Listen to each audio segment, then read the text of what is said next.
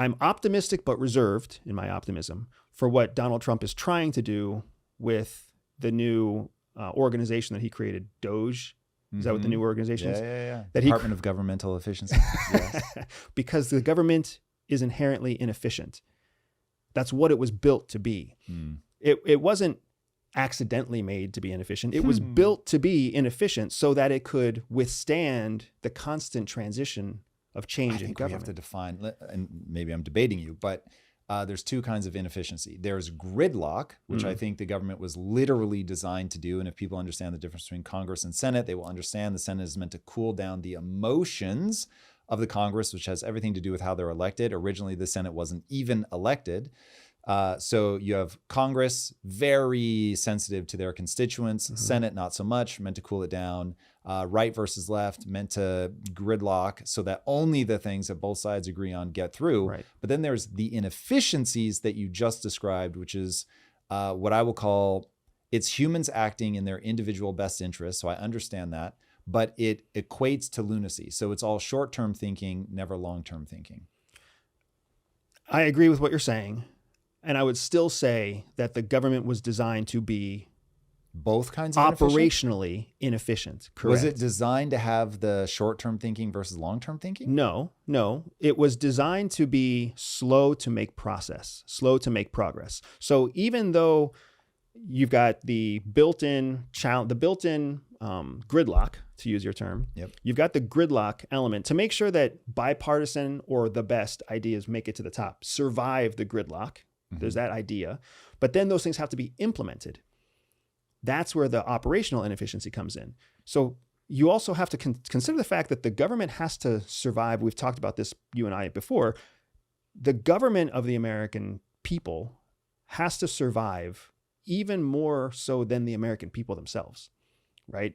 If we were to have something happen that wiped out 2/3 of the American population, if the US government existed, then the idea of America exists. Therefore, we survive. It's no longer an existential threat to have something that kills 2/3 of the population. That's how the government was built. So the reason you have so many government jobs, the reason you have so many government offices, the reason you have so many government middle managers is essentially to build in an inefficiency that makes it so that progress happens slowly. So that a president can come in and have a great idea that everybody agrees to the last year of their term. The world changes 2 months later, 6 months later, a new president takes over, and then they come up with a new great idea. Over all that volatility of 2 years, the actual operation of bringing the first good idea to light never really takes off. That's how the government is built. It's built so that you can't be a hotshot second-year officer that immediately becomes the director of CIA. You have to serve the 15 years before you get a chance on the 7th floor. That's how it's built. Completely the opposite of the way that the corporate world is built. Like, it's completely the opposite of the way that the American dream is built. How is it different than the corporate world? In the corporate world, if you're badass sales, badass marketing, badass product, you can shoot right to the top. If you've got proven value over everyone else, you can go right to the head of the line. And then you can hold the head of the line until you either melt down or a competitor creeps up that's superior to you. You see it especially in the arts. How many actors, musicians, artists come in, they're unknown, they create a work of brilliance, of genius. The population gets behind them, money gets behind them, investors get behind them, they shoot to the top of their game, they burn out on drugs, they burn out on something else, they fall, they crash to the bottom, maybe they reinvent themselves, they scream back up to the top. Like, we've seen this dozens of times. You see movies are made about artists who have had that exact kind of skyrocket and crash, right?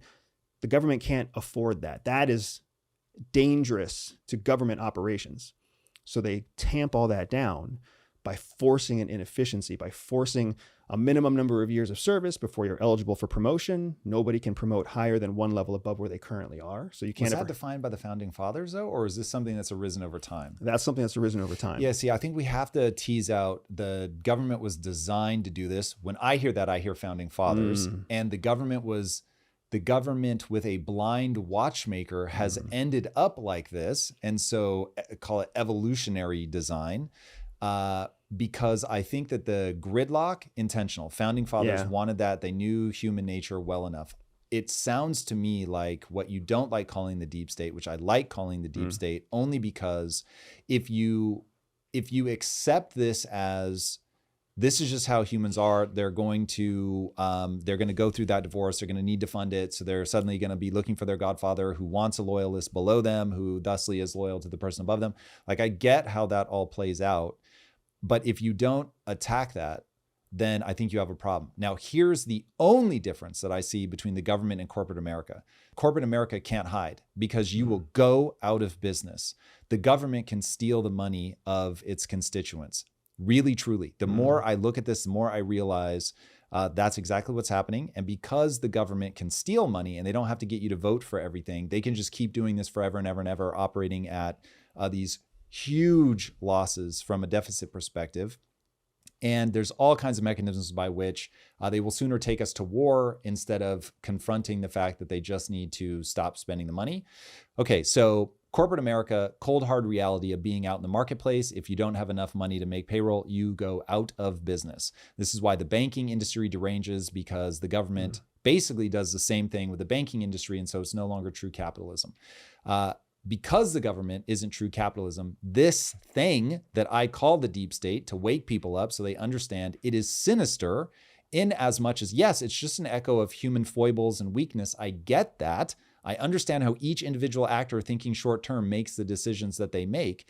But if we were able to point at and say, this is the KPI that this government, and this is really what DOGE is about, this is a KPI that this department is held accountable to. And if you don't hit that, then we're going to start firing people. And it's that simple. And I think that once you understand, it was not designed that way with intention by well-meaning people anyway. It was designed by selfish, short-term people over evolutionary time frames within, governmental structures. I mean, obviously the last couple hundred years.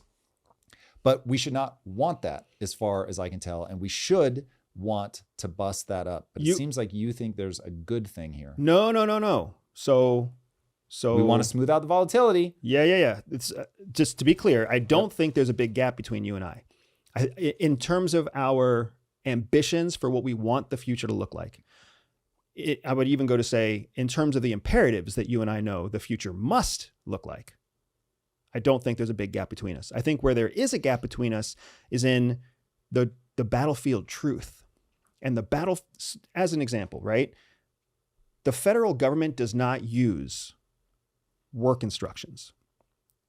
What does that mean? A corporation uses work instructions, meaning you can hire a new person, bring them into an office, and you can literally give them access SOPs. to a folder, standard operating procedures. Standard operating procedures, in my experience in corporate America and in our business at Everyday Spy, we create SOPs, which are standard operating procedures. Here's the standard operation of how you bring a product to market. Here's a standard operating procedure of how you run a marketing campaign. And then inside that SOP, we have links to work instructions, which tell you step-by-step checklists, how you do each thing that must be done inside the SOP. The government does not use work instructions, and by and large, the government does not use SOPs. Most of the government is ridden on the back of what's known as institutional knowledge and on-the-job training, OJT. So a new person comes in, they go through training, they go through onboarding and orientation, and then they go to their office where they're taught through some senior person or mid-rank person how to actually do the job. It's not documented. There's rarely a checklist. There's rarely a work instruction. There's rarely an SOP.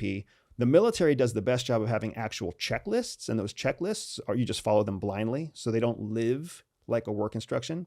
They don't get updated with new technology updates. They don't get updated with new systematic software updates. They exist until they're rewritten, and then they exist again. That type of continuity is a very difficult thing for the government. They don't have a best practice around that because, to your exact point, short-term interests, people want to make sure they always have a job. If they make a work instruction and an SOP, that could lead to an automation that could cost them their job. And inside the federal government, all you have to do, there's a saying, you just wait out your leadership change, because every year somebody has to get promoted. Every 2 years, somebody new gets appointed. Every 4 years, somebody new gets elected. So if you're a government employee, you just can sit there and wait because the change happens faster than your own reported progress in your job.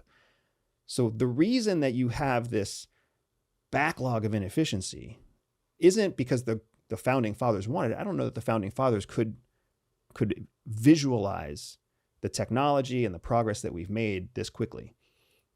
I think that what's happened instead is human beings have taken office. They've done what they needed to do to survive. The government evolves slower than the corporate sector. Technology is different. Upgrades are different. Software is different. Government still uses Windows technology that's 20 years old because it hasn't been certified yet as safe for government systems. You see what I'm saying? It's terrible, man, but it's the reality of it.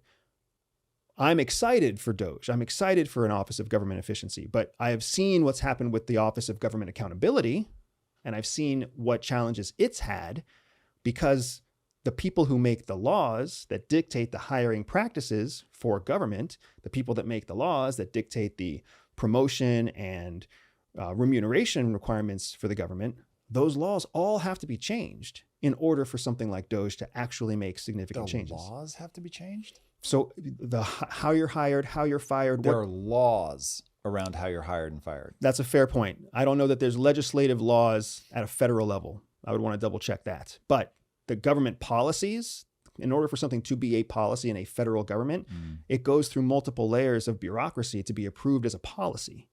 Not like a corporate policy where somebody just pencils something in and then that's corporate policy.